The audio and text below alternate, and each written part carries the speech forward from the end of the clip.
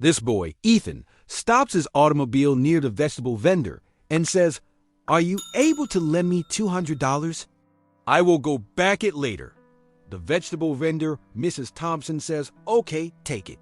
Then Ethan tells his spouse, "Emily, move and bring $200 from her." So Emily goes to Mrs. Thompson and asks for $200. Mrs. Thompson offers her the money, after which Emily offers it to her husband. Then Ethan says, "Thanks," and then adds, "You needed cash for purchasing, proper?" He counts the money, takes $50, and gives it to Emily. Emily says, "If you already had this tons money, then why did you borrow from Mrs. Thompson?" Ethan replies, "You don't need to interfere in this count. For now, allows go to our cafe." Emily says, "All proper, allows cross."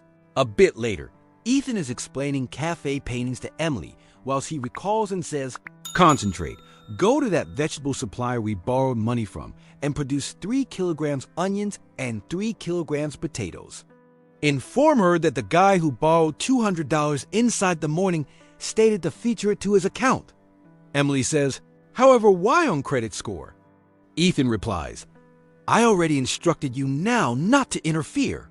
So Emily goes to Mrs. Thompson and says, "I need a few greens." Mrs. Thompson asks, "What do you need?" Emily replies, "Supply me 3 kilograms potatoes and 3 kilogram onions." Mrs. Thompson says, "1 minute, honey." Then Emily says, "I failed to carry money. Within the morning, the man who borrowed $200 from you told me to get these greens and to feature it to his account." Mrs. Thompson says, "But why on credit score?" Emily takes the vegetables and goes again to the cafe, gives them to Ethan, and says, "Right here, I introduced the greens on credit score." Then Emily says, "Inform me the truth.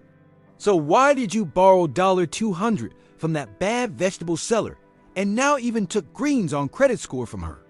Emily says, "Sure, I recognize." Emily asks, "Supporting?" Ethan explains that the negative vegetable seller, Mrs. Thompson, is going through quite a few troubles in her life. Ethan even attempted to present her money, but she refused and said she would not need to carry the burden of someone else's cash. So Ethan thought that if he takes small loans from her, her mindset could change, and steadily she could begin to see him no longer as a stranger, and perhaps later she herself will borrow from him while she desires.